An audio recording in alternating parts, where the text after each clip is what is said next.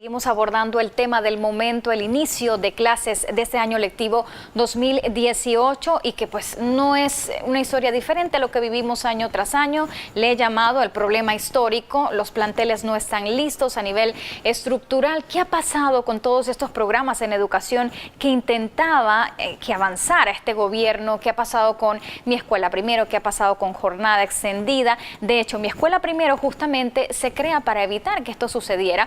El Meduca dice que el inicio de año ha sido exitoso, lo califica en un 98%, sin embargo estas cifras contrastan con la versión de ASOPROF. Hoy está con nosotros el dirigente magisterial Diógenes Sánchez, a quien le agradecemos acompañarnos esta tarde aquí en nuestro especial de regreso a clases. Y yo le pregunto, ¿puede calificar usted cómo ha sido este inicio de clases? El Meduca dice que ha sido exitoso. ¿Qué piensan ustedes?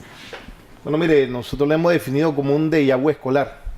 Todos los años la misma historia, todos los años tenemos que venir aquí al inicio escolar a repetir lo que repetimos todos los años.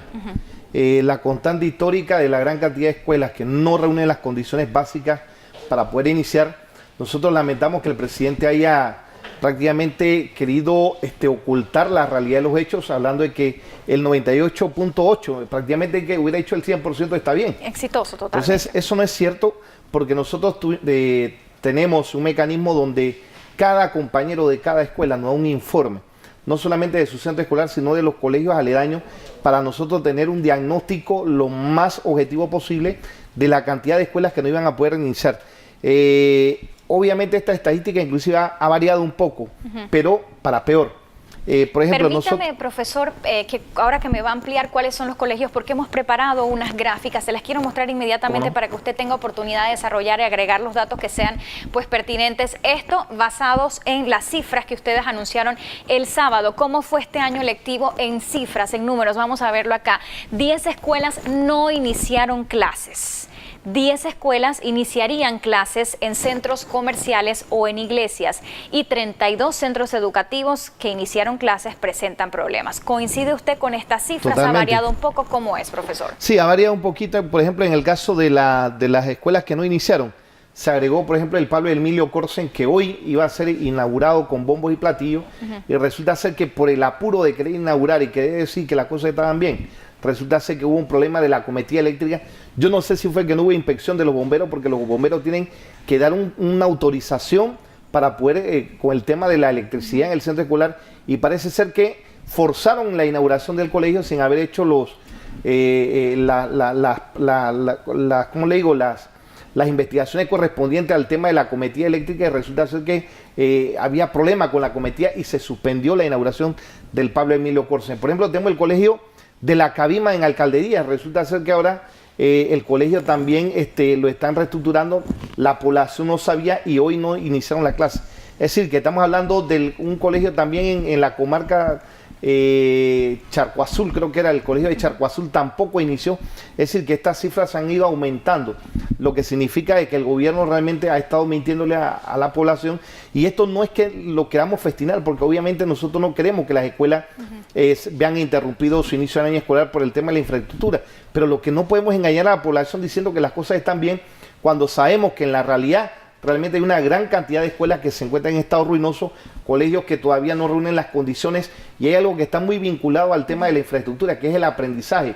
Las encuestas, muchos estudios revelan de que el nivel de aprendizaje está muy vinculado y que tiene una concatenación directa con el ambiente escolar donde el muchacho recibe clases. Profesor, le pido ahora que revisemos la lista, que nos indican específicamente cuáles son esos colegios que no pudieron iniciar clases hoy. No coincide con lo dicho por la ministra Marcela Paredes de Vázquez. Ella hablaba de unos 7 planteles. Ustedes hoy dan cuenta de 11 por lo menos, y tenemos ya esto en gráficas para que a nivel nacional veamos cuál fue el panorama. Podemos reproducir la siguiente gráfica, producción. Acá está, escuelas que no iniciaron clases: Ferdinand de Lesseps, Moisés Castillo Caña, lo acabamos de ver en el reporte. Escuela de Veracruz, tampoco inició clases la Escuela Profesional Isabel Herrera de Ovaldía.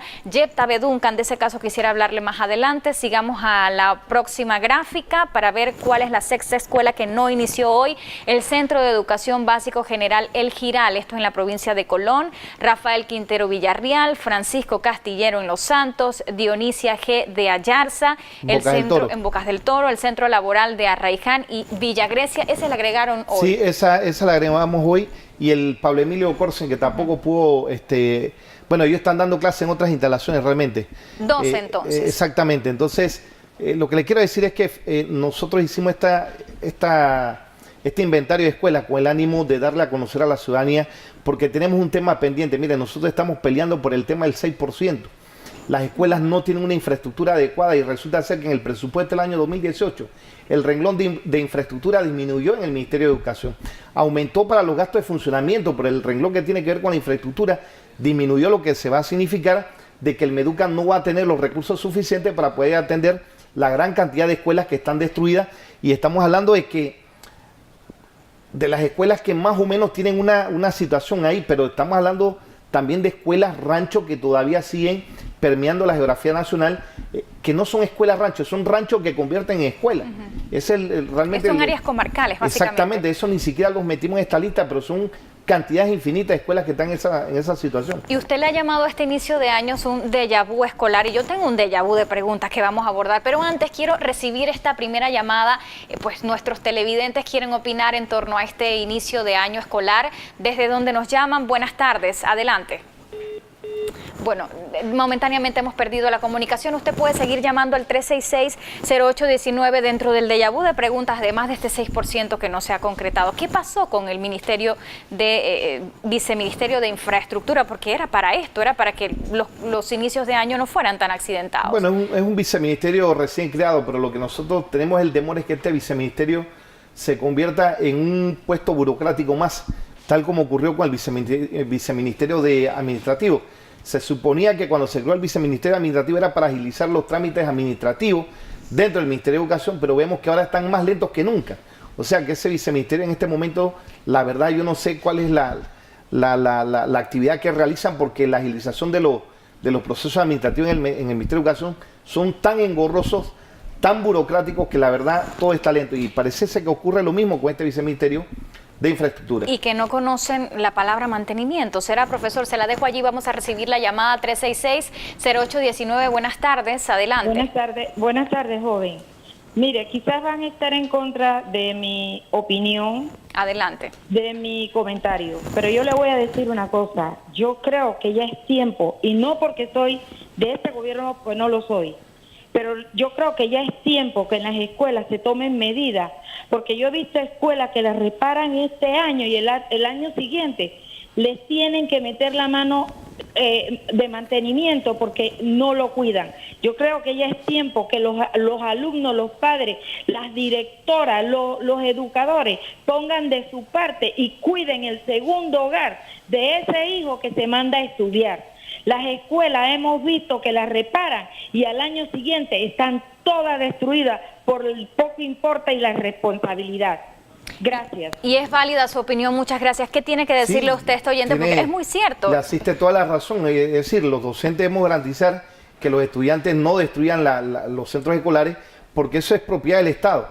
Y los estudiantes a veces dañan las sillas, dañan las bancas, dañan los baños, y a veces tenemos problemas con algunos padres de familia, porque cuando imponemos sanciones, entonces el padre de familia siente que le estamos afectando el derecho a la educación a su hijo, pero es que están dañando, o sea, están cometiendo actos vandálicos que a veces destruyen los baños, las puertas, las cerraduras, y a veces tenemos que tomar medidas enérgicas para poder ordenar y disciplinar al estudiante, que tiene que preservar ese inmueble que también es propiedad de todos y que es el resultado de los impuestos que pagan todos los contribuyentes. Pero yo creo que el comentario de la señora tiene toda la razón. Esto por una parte, pero es cierto también que las estructuras, las escuelas datan desde hace muchos años, y el punto es por qué no hay un mantenimiento continuo dentro de los colegios, porque hay que esperar siempre al inicio del año para notar entonces que probablemente una taza de un servicio se dañó, que una puerta está en mal estado. ¿Por qué? ¿Por qué no hay un departamento de mantenimiento dentro de cada escuela? ¿Qué tan difícil es hacer esto? Es difícil porque el Meduca es una de las instituciones que más mal le paga a sus funcionarios. Por ejemplo, la dirección de mantenimiento no tiene funcionarios, no tiene electricistas, no tiene plomeros, no tiene albañiles, porque ganan un salario bajísimo de $600. Es decir, un albañil se va al sector privado y va a ganar mucho más que lo que puede ganar como albañil en el Ministerio de Educación. Entonces, no va a contar nunca con un personal de planta, porque precisamente al ser muy mal pagados, ellos prefieren irse al sector privado donde tienen mejores salarios y tienen mejores emolumentos. Pero de los malos pagos, profesor, excluyamos a los profesores que han recibido un buen aumento salarial, va a quedar en $900 más, y hay quienes dirían, ese dinero que se ha invertido y que es bien merecido por los docentes se retribuye a nivel de avances en la educación, por ejemplo. Mire, nosotros estamos comprometidos, Guadalupe, nosotros estamos comprometidos y le hemos dicho a todas las escuelas que vamos que el docente tiene que comprometerse más con mejorar el sistema educativo. El docente tiene que dar esa milla extra. No solamente por un tema de salario, también por una cuestión de compromiso social con los estudiantes, esa vocación de servicio que tenemos como docentes. Tenemos que dar más de nuestro trabajo para tratar de transformar el sistema educativo, que requiere una transformación urgente, porque tal como está en este momento, está en un sistema colapsado. Podemos cambiar ministros, podemos cambiar dirigentes magisteriales, podemos cambiar a los profesores, pero el sistema, mientras no lo transformemos, seguirán persistiendo estos mismos problemas y será el mismo déjà vu escolar que hemos definido. Bien, profesor, son ya las 7 de la noche. Next Noticias, por supuesto, cumpliendo con su responsabilidad de mostrar siempre ambas partes de la información. Tenemos ya en línea telefónica al viceministro de Educación, Carlos Staff, para conocer sus impresiones de cómo ha sido para el Meduca este año escolar, que han calificado de exitoso por lo menos en un 98%. Viceministro, buenas tardes, bienvenido a Next Noticias. Adelante, su opinión sobre este inicio de clases. Buenas tardes y muchas gracias por esta oportunidad de compartir con la comunidad. Bueno, yo creo que ya los medios han compartido en buena medida algunos aspectos, algunas dificultades que se han presentado en este primer día de clases. Pero yo creo que por el otro lado hay que mencionar que el resto de los colegios que han iniciado su clase dentro de condiciones favorables, dentro de condiciones normales, pues es un porcentaje importante, es un porcentaje muy superior al de los que han tenido dificultades. No obstante, pues yo quiero reconocer la necesidad de evaluar y de tomar los correctivos y tomar las acciones en cada uno de los colegios donde se han presentado dificultades en el día de hoy. Yo estoy pidiendo un informe, creo que para mañana tendremos un informe de la situación a nivel nacional para saber dónde están las principales dificultades y para tomar los correctivos, porque creo que el mensaje importante es ese, donde tengamos una situación que haya que intervenir, tenemos que hacer la intervención producto teniendo el diagnóstico inicial y tratar de hacer los correctivos lo más pronto posible. Viceministro, ¿habrá algún año en el que los medios de comunicación no tengamos que contar que escuelas no pudieron iniciar por problemas estructurales? Creo que usted es la fuente idónea para consultarle qué pasa con el mantenimiento interno de cada colegio. ¿Por qué parece que no funciona? Bueno, yo me referí a este tema ya en varias ocasiones, ¿no? El mantenimiento escolar es un tema recurrente y que tiene varios factores que inciden en él. Uno es tal vez la recurrencia o la ausencia de una política de mantenimiento preventivo. Se ha iniciado en algunos colegios, se ha dado por parte del Ministerio de Educación en forma reiterada cada verano, pero evidentemente nosotros tenemos el número de infraestructuras que hay en el país y de infraestructuras de cierto nivel de complejidad. Hay muchas de ellas que ya tienen más de 50, 60, 70 años de haberse construido, y evidentemente el uso reiterado, el uso permanente de estas instalaciones, más el deterioro que los años representan, esto implica que hay una situación que hay que ver de manera permanente, de manera sistemática. Yo creo que el Ministerio y el Gobierno Nacional han estado haciendo esfuerzos en esa dirección, y a ese interés obedece la decisión de incorporar un viceministerio de infraestructura, en el interés de que haya un viceministerio especializado en la atención de estos temas, tanto de mantenimiento, tanto de ampliaciones, como de construcción de nuevas estructuras escolares. Hay que entender también, y yo lo he planteado en algunas ocasiones, o en varias ocasiones, que hay un déficit de estructuras escolares. Nosotros hemos iniciado la construcción de un número importante de colegios, pero todavía se requiere ampliar ese nivel de construcción. Fíjense que una noticia importante, y yo creo que también es bueno ponerle en perspectiva, es que hoy justamente dentro de esa dimensión de la construcción de nuevos espacios escolares, dimos inicio desde la inauguración del Centro Colinas de Pacora a Padre Fernando Guardia Jaén, un colegio que yo creo que tiene una nueva dimensión, una nueva proyección y una nueva oportunidad y una nueva esperanza para esta región de Pacora, que precisamente creo que corresponde a esta filosofía de la educación, de atender las áreas más deprimidas del país con mejores oportunidades de educación, y en esa dirección va este centro de educación en Colinas de Pacora, un centro con todas las condiciones de infraestructuras modernas, con toda una programación de naturaleza curricular que incluye la incorporación de un modelo de educación bilingüe que debe dar resultados trascendentes y significativos para esta región de Pacora en la medida en que vayamos desarrollando esta oferta. Entonces yo creo que hay que mirar que pues hay un lado que avanza, que hay nuevas proyecciones, pero que evidentemente hay que recoger y hay que revisar y hay que retomar aquellos colegios donde hemos tenido dificultades el día de hoy, y habrá que seguirlo haciendo de manera reiterada por el tiempo que nos quede y las próximas administraciones que vengan al Ministerio de Educación.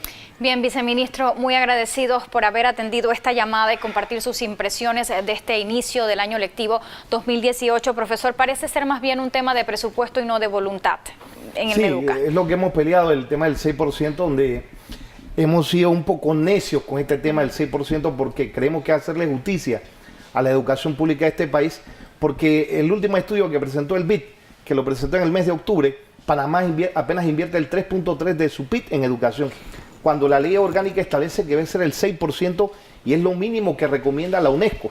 ¿Tienen ustedes esperanza de que esto del 6% vaya a ocurrir en esta administración? Bueno, mire, lo que sí es cierto es que nosotros en el mes de abril ya hemos planificado, los miembros que pertenecemos a la Unión Nacional de Educadores de Panamá, ya tenemos trazada una gran marcha nacional para exigir escuelas dignas para nuestros estudiantes y el tema del 6%. Esa marcha, el día 10, los gremios de la UNED nos vamos a reunir y vamos a definir el día. Ya hemos elegido el mes, pero todavía tenemos dificultad para elegir el día. Pero ya hemos acordado para este mes de abril iniciar una gran marcha nacional, porque no queremos que se nos diga que los docentes no estamos luchando por mejorar las escuelas. Estamos en la calle peleando un presupuesto digno para el Ministerio de Educación para que esto no ocurra. Que esa parte del salario, de las mejoras recibidas al salario. Efectivamente, o sea, no tanto con el salario, sino con que se destinen mayores recursos a mantenimiento o a la infraestructura escolar, porque es un renglón muy bajo lo que se está invirtiendo en materia de infraestructura. Y estamos hablando de colegios que tienen 50, 60 y 70 años. Es decir, durante la década del 80 y durante la década del 90 casi no se construyeron escuelas en este país, y prácticamente muchos de esos colegios tienen hasta tres turnos. Muchos son matutinos, vespertinos y nocturnos. Entonces, obviamente que tienen un uso físico bastante elevado, ¿no? Profesor, por último y en breves segundos, el aumento al salario de los docentes, merecido por supuesto, tuvo efectos colaterales. Hoy se habla de una cifra escandalosa de estudiantes que tuvieron que emigrar del sector particular al oficial porque sus padres no podían asumir los aumentos de matrículas y demás, con estos ajustes que tuvieron que hacer los planteles para poder igualar el salario de los docentes en el sector privado. ¿Usted cómo reacciona a esto? Porque si no se pueden recibir a los estudiantes que ya estaban en el currículum por la infraestructura ahora con este aumento, ¿cómo lo ve usted? Bueno, mire, yo lo veo como un acto de inmoralidad por parte de los dueños de escuelas particulares, y esto sí quiero que quede claro. Mire, los dueños de escuelas particulares no le están pagando el aumento a los docentes, pero sí le están aumentando la matrícula a los padres de familia. Es más, el Ministerio de Educación logró un acuerdo con los dueños de escuelas particulares donde aumentaban la carga horaria del docente de 32 horas a 40 horas, es decir, que un docente que no tiene que para los de escuela pública el tope máximo que podemos dar de clase es 30. Si un docente de escuela particular tiene 30 horas, no tiene derecho a permanencia y en consecuencia no tiene derecho al pago del salario completo en esa escuela. Entonces los dueños de escuelas particulares buscan tecnicismo como de darle 24 o 25 horas a un docente para no pagarle el aumento, porque le están pagando es por horas, no por el tiempo completo, porque la ley establece que el tiempo completo un docente es de 24 horas. Para el de la escuela particular se lo aumentaron a 32 horas.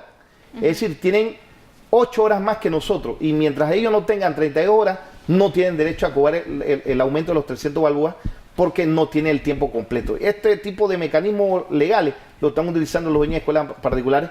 Entonces, le están cobrando el aumento de la matrícula a los padres de familia, pero no le pagan el aumento a los docentes. Preocupante la denuncia que usted acaba de hacer. Ojalá en otra oportunidad podamos abordarla aún más y ampliar entonces este tema. Le agradecemos, profesor Diógenes Sánchez, por estar con nosotros esta tarde, abriendo este espacio ante el tema que lo amerita, el inicio de clases 2018. Gracias por estar con nosotros, Iván.